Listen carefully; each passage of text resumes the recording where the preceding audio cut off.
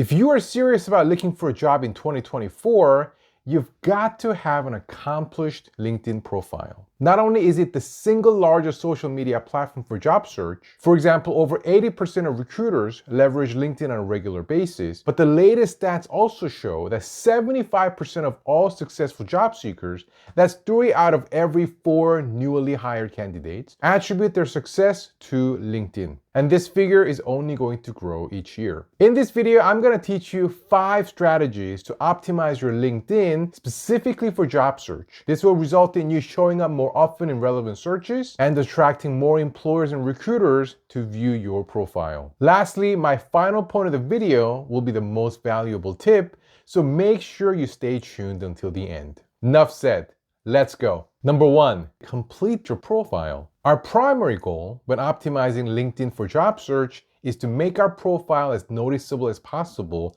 by recruiters and employers. And not just to be noticed, but also to convince the employer that you have what it takes to add value and help the company. And that's the reason why you need to build a complete profile which contains all the relevant information people want to see. The more complete your profile is, the more recruiters and employers will feel like they know you and that you're serious about your search. As a result, they'll be more motivated or assured to reach out to you. And here are the main items for your LinkedIn profile that you must have. Number 1, the profile pic. To create a complete LinkedIn profile, the first thing you must have is your profile photo. And it's not just any photo, but a professional one that communicates the right kind of impression that you want to leave. I will talk more about LinkedIn photos later in this video. The second thing is your headline. Your headline is arguably the most crucial part of your profile, and it needs to absolutely communicate your value without confusion and capture the reader's attention. And we will get into it in more detail later as well. The next one is a LinkedIn banner. A banner plays an important part of your profile's visual presentation, and there are a ton of ideas for a banner. And to be honest, anything that looks professional and is related to you and your work is good enough. The point is not really to make it perfect.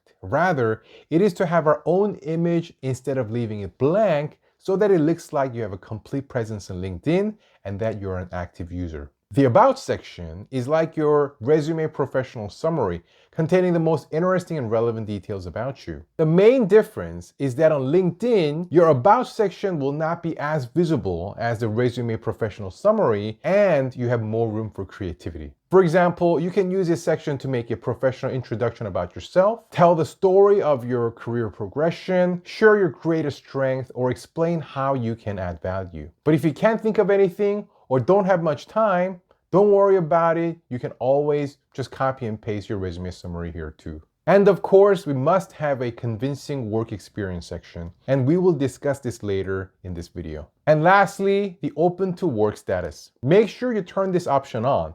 Many recruiters look for profiles specifically based on this criteria, and with the correct setting, it should only be visible to recruiters with a paid recruiter license who are not at your current employer as a safety measure. Point number 2, profile pic. As mentioned earlier, you've got to have a professional looking photo if you want to be taken seriously. Think about what kind of first impression you want people to have of you. Do you want to come across as friendly and approachable, confident and competent? Well, your photo will communicate these things or the lack of them. Remember, your profile picture is not just your first impression.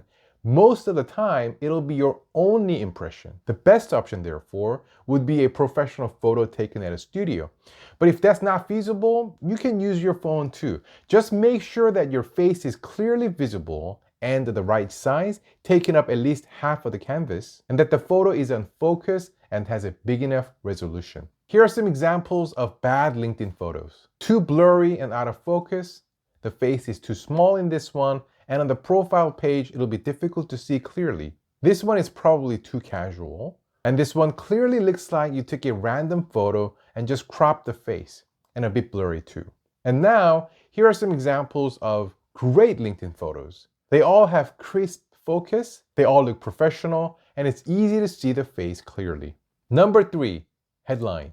Your profile photo and headline are the only information that employers or recruiters can see when they search for profiles, which means they have to be optimized to capture the viewer's attention. Let me get this one out of the way. Looking for a job or open to work, are not the kind of headlines that attract employers because they neither make you stand out nor sell your value. If you want to indicate that you're active in the market, you already have the open to work status, which is precisely designed for this purpose. Instead, your headline needs to achieve two goals. First, it needs to clearly state who you are and what you do. And second, it needs to lay out the value that you bring. To clearly state what you do, include a job title in the headline that is both easy to understand and obvious to everyone, so that recruiters and employers can immediately tell if your profile is relevant. Trust me, you don't want people wondering or being confused about your headline.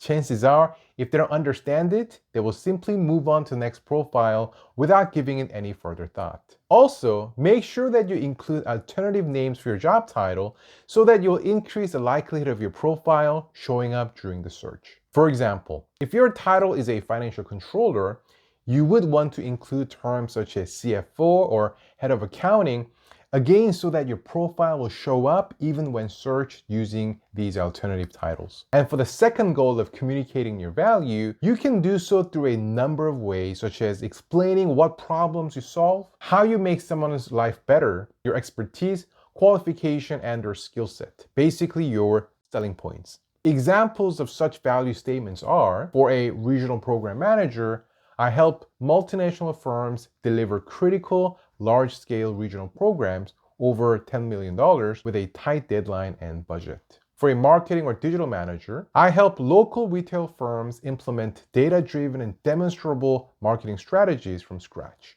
For a translator, expertise in formal business language translation between Japanese and English. For a global health professional, expertise in securing investor funding for health research programs. Or you can include qualifications such as CPA, CFA, CCIE if they're relevant to the jobs you're targeting. Number 4, work experience. When it comes to work experience on LinkedIn, you want it to make it a bit shorter than the counterpart on the resume. Otherwise, the LinkedIn profile may become too long or less effective in capturing attention. As similar as they may seem, LinkedIn is not a resume, and its primary purpose is to provide an overview of your professional story, not to duplicate every detail on a CV. So choose one or two of the most relevant or impactful details for each section of your work experience. Another tip, which is just as applicable on a resume, is to use strong action verbs. Starting the work experience sentences with strong action verbs makes your experience look that much more impressive and tend to make you come across as more confident,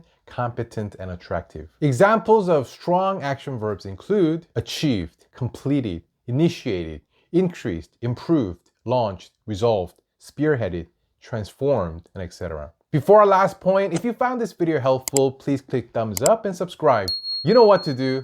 Thanks so much. Number 5, incorporate keywords. This tip is super simple to implement, but could drastically increase the likelihood of hearing from recruiters and employers. And that is incorporating keywords from JDs of the jobs that you're interested in. What you want to do is to look for 5 to 10 JDs, the type of roles you're targeting for your next move, identify the main responsibilities and skill set or the main points, and then include these keywords everywhere on your profile, including your headline, summary, work experience, and etc. This will help your profile to show up on searches more often and present itself as significantly more relevant for the type of roles that you want to apply. The easiest way to do this is by using an online word cloud generator. For those of you who do not know what a word cloud is, it's a tool that visually indicates the most frequently used words in a document. Do a quick search on the internet and you will find many free word cloud generators such as wordclouds.com or worditout.com. Simply paste your 5 to 10 JDs in a word cloud generator and it'll give you the most commonly used words from them, which you can then mention everywhere in your profile. And I don't mean just mention them once or twice, but try to plaster them all over your profile as much as it would make sense. You will thank me later.